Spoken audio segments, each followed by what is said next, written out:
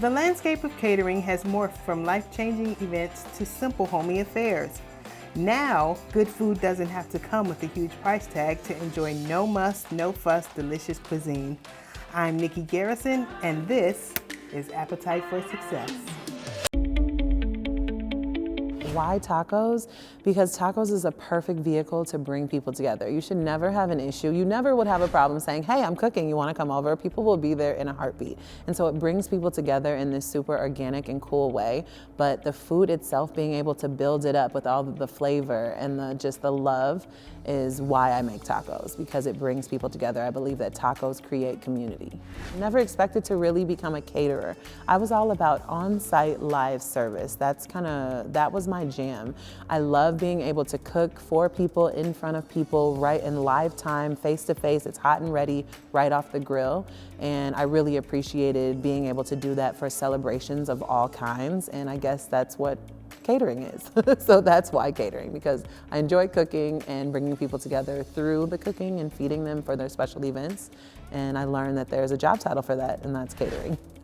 In order to become a licensed caterer, you will need what is called a short-term license or a long-term license. Short-term is 75 days, long-term is 2 years. So you will have to renew it at least every 2 years in order to be able to run in a kitchen. You can do it in a private space, such as getting like a restaurant space that you build out to be a catering kitchen, or you can use an incubator space like we are in here today. So the people who are working back there, they might be long-term, they might be short-term, but it allows them to be able to book the time so that they can come in here and work.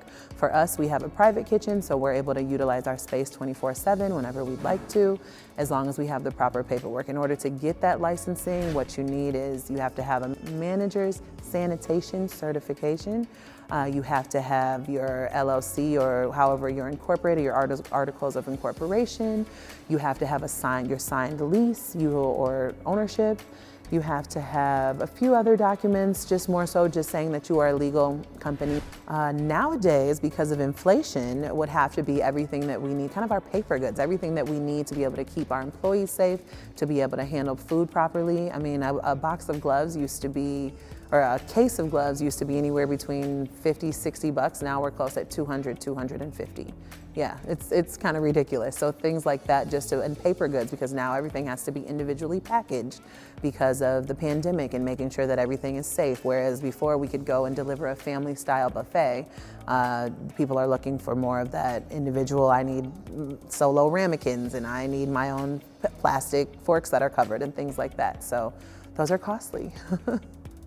What advice? The advice that I would give someone starting in this business is you have to be cut out for it, number one. Number two, you have to have some sort of je ne sais quoi. You have to have something that's untouchable. You have to have work ethic. It's something that you can't touch. You have to have heart. You have to understand that if you don't work a 9 to 5, you're going to work a 24/7. You have to understand that if you can't do it on your own, do what you do best and outsource the rest, but you can't do that until you make money. So sometimes you have to go that old school, I sell 2, I make 4, I sell 4, I make 8, and do it that way. Or you really have to find a way to market yourself so that you can gain the capital that you need. I mean, I wasn't fortunate to get started. Everything that I've pulled myself up from the bootstraps and started with what I've had, which wasn't a whole lot. But if you have that heart, you have that will, you have that tenacity, and you do the things that don't cost money, like going downtown and understanding what it takes to be able to start your business and the paperwork that's needed. Make so that when they do knock on the door, you're prepared to open it with everything that's needed to be successful.